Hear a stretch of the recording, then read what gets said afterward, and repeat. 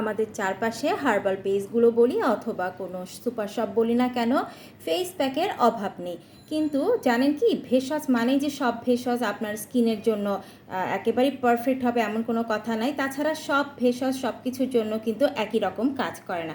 অর্থাৎ যেটা হয়তো চুলের জন্য বেশি শক্তিশালী সেটা স্কিনের জন্য নাও হতে পারে, যেটা স্কিনের জন্য বেশি শক্তিশালী সেটা হয়তো অন্যান্য কাজের জন্য অতটা শক্তিশালী নাও হতে পারে। আর আমাদের দেশে বেশিরভাগ যে ফেস প্যাকগুলো পাওয়া যায় সেগুলো কিন্তু খুব সস্তা উপকরণে প্রস্তুত হয়, হতে পারে সেগুলো ভেষজ।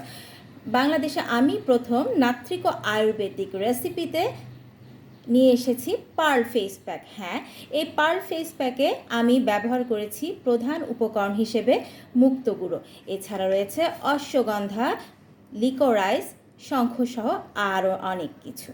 তো দেরি কেন, ঝটপট অর্ডারটি করে ফেলুন।